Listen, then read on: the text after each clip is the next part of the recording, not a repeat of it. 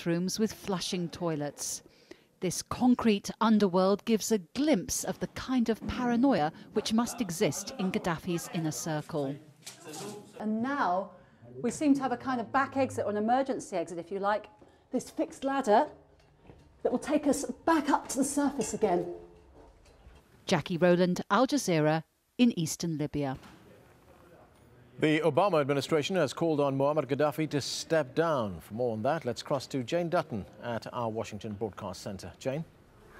Thanks, Anand. Yes, the US president has been speaking to the German Chancellor Angela Merkel. During the phone discussion, leaders expressed their concern about the Libyan government's continued violation of human rights. And Barack Obama had this to say. When a leader's only means of staying in power is to use mass violence against his own people, he has lost the legitimacy to rule and needs to do what is right for his country by leaving now. For the very latest on this, let's speak to Monica Villamizar at the White House. So he's been speaking the strongest words yet from him, and Hillary Clinton has also had a few things to say. Does this suggest that they're coming up with some sort of cohesive policy in dealing with this? Well, Jane, definitely. I mean, if you stop to think about it, 24 hours ago, the president was announcing the first set of sanctions, mostly financial sanctions, freezing the assets of Muammar Gaddafi and his family and also his close aides, along with other two set of sanctions. And now this is clearly ramping up the rhetoric. It's gone to another level, much more aligned with what other leaders had been expressing, namely France's Nicolas Sarkozy, who demanded Muammar Gaddafi to step down immediately. So it does suggest that they are taking a stronger set of measures regarding the situation in Libya. But the sanctions that you mentioned is more of a slap on the wrist, isn't it? Well, you know, analysts say that, for example, for financial sanctions to really, become effective on the ground, it could take time. These are slow sanctions. Now, regarding the travel ban and other sanctions, namely really threatening that to call on the International Criminal Court to prosecute Gaddafi and his entourage with war crimes, the United States is saying that there's a strategy to isolate the leader by the sanctions, to leave him alone, and to have some part of his regime defect, so that it's much easier to deal with the situation. Okay, so that was happening inside the White House. Outside, where it was a lot colder, there were some protests underway. What was their message?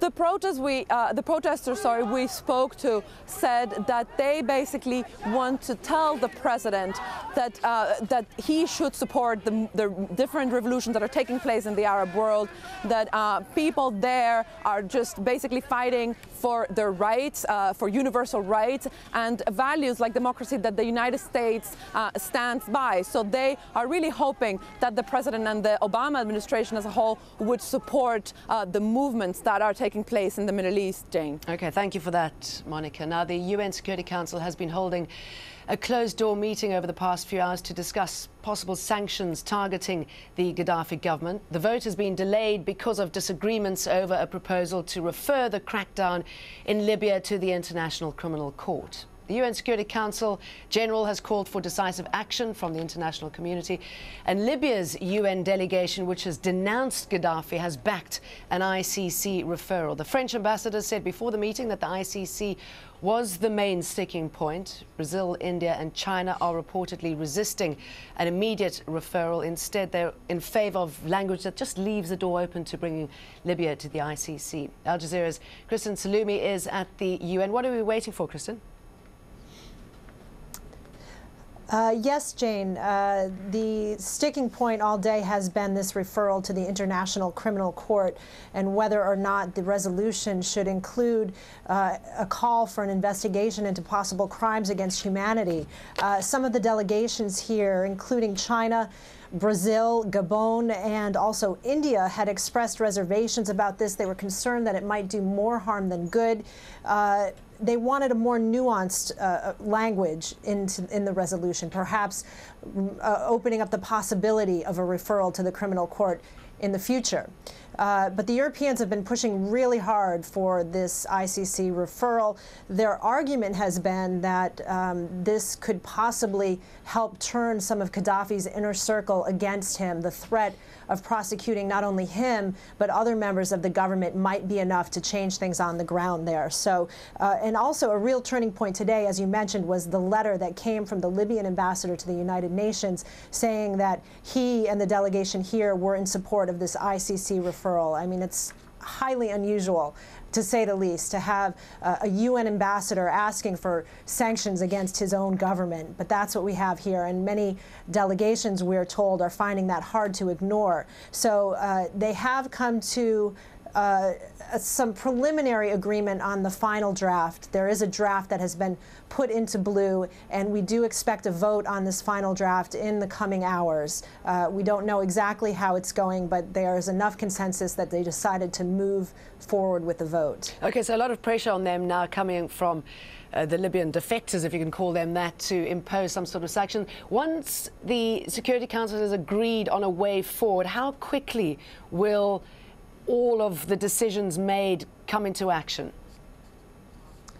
Well, the final the wild card here at the United Nations is whether or not China will go along with this. We are still, they are still apparently waiting for instructions from their capital on how to vote, but there is this feeling that the vote will take place and that there is consensus. So we may, in fact, see the vote. As to how quickly it will take effect, just as Monica was saying a few minutes ago, you know, travel bans, asset freezes, arms embargoes, these things take a little more time to have an impact on the ground. That is why this ICC referral is seen as so important, because of the message that it sends. And certainly when you talk to the ambassadors here, they will tell you that the important thing was to send a quick message, a unified message, and a strong message to the Libyan leadership that what is happening there will not be tolerated. And if indeed this resolution passes tonight, it will be an extremely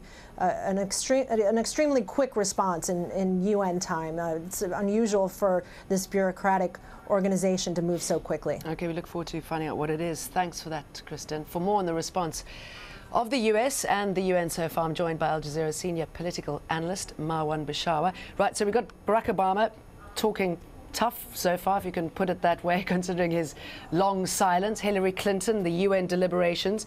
What does this mean? Are we going to see some sort of action? And if so, what is that action likely to be? I'm not sure we'll see action. I think the action is the statements.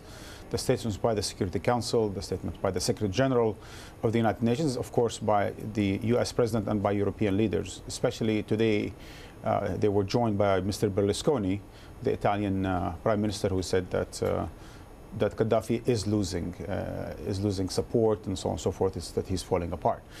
So in a sense, what we see now from the Security Council and from the United States is a psychological position, I think, psychological attack, if you will, on not only Gaddafi, but Gaddafi and his entourage. I think that's the key, isn't it? The entourage. It is. Yeah. It is, because I think it'll be interesting to see more people quitting. You see, the Libyan leader has lost the three pillars of his rule, of his power. The tribes have left him, the army is leaving him, and his diplomats have left him. So, if you will, his international component of his regime, the military and the security, as well as the tribes that he built his rule on for the last 40 years, are leaving him. And so more pressure from the outside, Jane, will be interesting to see. The sticking point seems to be the ICC. I mean, you were just talking about this as some sort of psychological warfare, and this is clearly a man who's probably not going to react to some kind of psychological threats. Does the ICC, the threat that he might go to the ICC or that they might take this up, is that likely to make a difference? It will likely to make a difference to the people who are still around him. You know, he's still supported by a number of security, experienced security, seasoned security officials in Libya that still control some of the militias, some of the intelligence, and so on and so forth.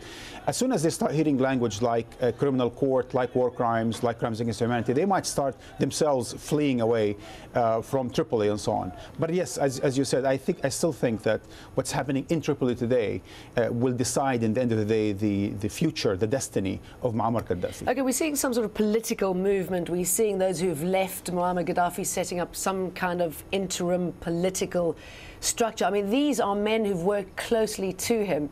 Does Yes. it suggest that we're going to see more of the same then? Yes, and that's why I think this whole rush is more for public consumption than is for anything else. It's more because people were quiet for a long time about what was going on in Libya. In the end of the day, what the Washington Post editorial, for example, said that Barack Obama hasn't even spoken except once about the Libyan question, that nothing has been done by NATO. All of that is for public consumption. At the end of the day, what happens in the street of Tripoli will be decided on the street of Tripoli and not by some action from the outside world. And you mentioned tribes. How important are tribes now?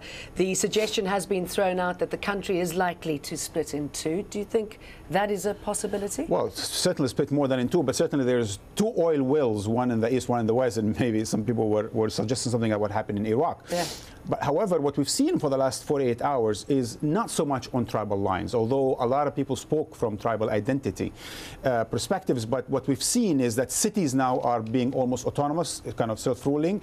And what we've seen is a sort of a transitional government being formed by some of the former people of the regime, but also other so-called notables, tribal leaders. So I think what we've seen the last 48 hours is not scary. It's actually very interesting, and it doesn't seem like the country is breaking up. On the contrary, it seems that we have a responsible response. We have interesting resistance, and Libyans are taking things into their hands.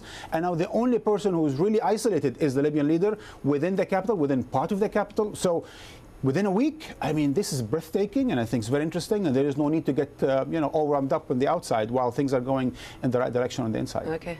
Thank you, Mama. Thank you. We'll have plenty more news from the Americas a little later in the programme. Back to Doha now. Thanks, Jane. Now, foreign migrant workers have been streaming across the border from Libya into neighbouring Tunisia to escape the violence. They include many Africans who fled in fear of their lives. They're afraid of being mistaken for mercenaries. Nazanin Mosheri reports. Libya is one of the most dangerous places in the world right now if you're black and African. Anti-government protesters thought Seydou Boubacar Jalou and his friend were mercenaries. Pro-Gaddafi forces targeted them for being foreigners. In the end, these Malians fled for their lives by night. They say the roads out of the west are still in the hands of those loyal to Gaddafi. They were wearing army uniforms, they have berets, everything that an army has. They have Kalashnikovs, handguns, machetes, clubs. 15 kilometers from a small town, we saw a Libyan tank. The situation is very, very dangerous. Every day there are more than 100 who die. Every day there are shootings. The most dangerous situation is for foreigners like us, and also us, black people, because Gaddafi brought soldiers from Chad, from Niger. They are black and they are killing Arabs. 120 kilometers from this Tunisian border, Zawiya. The town is now